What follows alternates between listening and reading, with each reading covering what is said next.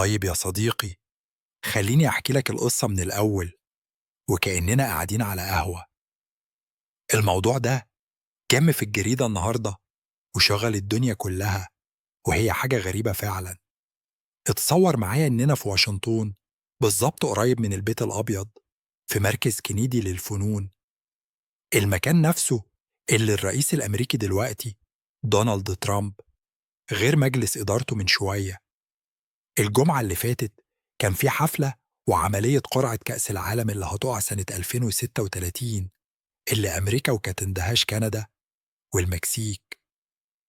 قبل ما تبدأ القرعة حصل حاجة عمرها ما حصلت قبل كده. رئيس الفيفا الإيطالي جياني إنفانتينو عمل حاجة جديدة، وهي جائزة الفيفا للسلام، وقال إن الجائزة دي هتتلمن لحد يعمل حاجات استثنائية عشان السلام ويوحد الناس في العالم.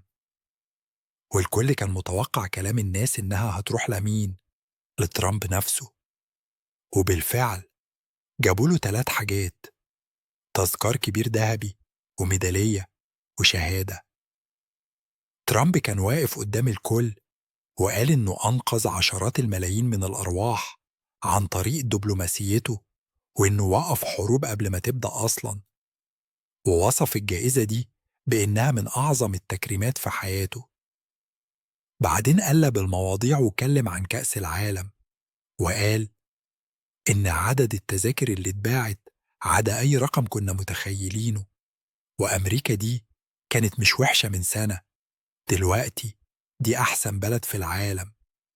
وكالعادة مدح إنفانتينو وقال لي إن أنت عملت شغل جامد. طبعا اللقطة الأهم كانت إنه جاب زمايله المضيفين، رئيسة المكسيك الجديدة كلوديا شيمباوم، ورئيس وزراء كندا مارك كارني، عشان يساعدوه في افتتاح مراسم القرعة. الاتنين دول كانوا موجودين في الحفلة. الاتنين دول وترامب نزلوا المسرح وسحبوا كرات قرعة بلادهم اللي كانت متحدد مجموعاتها خلاص من الآلة. وبعد ما خلصوا، إنفانتينو نفسه هو اللي أخد لهم سيلفي جماعية قدام الجميع. المكسيك هتكون في المجموعة الأولى وهتفتتح البطولة، وكندا في المجموعة التانية، وأمريكا في المجموعة الرابعة. ترامب كمان ضحك على نفسه وعلى أمريكا وقال حاجة تقيلة: إحنا محتاجين نغير اسم دوري كرة القدم الأمريكية، هل NFL، عشان دي كرة الفيفا هي فوتبول الحقيقية، إحنا بنسميها سوكر، لكن ده مش منطقي. لكن بص، القصة مش بهذه البساطة. المكان والجو كانوا سياسيين قوي. الفرقة اللي غنت في الحفلة كانت فرقة فيليج بيبول، اللي أغانيها بتتسمع دايما في تجمعات ترامب الانتخابية. وكمان إنفانتينو والرئيس الأمريكي دول قريبين من بعض قوي. الشهر اللي فات إنفانتينو كان قال إن ترامب يستحق جائزة نوبل للسلام بسبب دوره في وقف إطلاق النار بين إسرائيل وغزة. فجائزة الفيفا للسلام دي في نظر ناس كتير مجرد خطوة تكمل بيها الفيفا تحالفها مع ترامب. النقاد واللي بيقولوا رأيهم بيقولوا إن الحركة دي بتخالف قوانين الفيفا نفسها، اللي بتقول إن المنظمة لازم تبقى محايدة سياسياً. وبيقولوا إن العلاقة الواضحة بين رئيس الفيفا وترامب وحركته اللي بتسمى أجعل أمريكا عظيمة مرة أخرى بتخلي المنظمة العالمية للعبة تعطي انطباع إنها مع إدارة سياسية معينة مش كل الناس راضية دي عنها.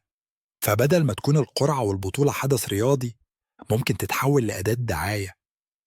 لما سألوا هي واحد مسؤول كبير في الفيفا عن الجائزة الجديدة وقلة إنهم ما يتكلموش المجلس عنها قبل ما يعلنوها، رد قال: ليه ما تبقاش الجائزة دي أكبر من نوبل للسلام؟ كرة القدم ليها شعبية جامدة في العالم، فطبيعي نقدر مجهودات السلام كل سنة. واستدل بإنهم كرموا رئيس الأرجنتين من كام سنة عشان دوره في الرياضة من غير ما يحصل جدال. فهي قصة مزيج غريب ما بين السياسة والرياضة والحفلات، وبتوريك إن الحدود ما بين الاتنين دول ممكن تختفي قوي في الفترة اللي جاية.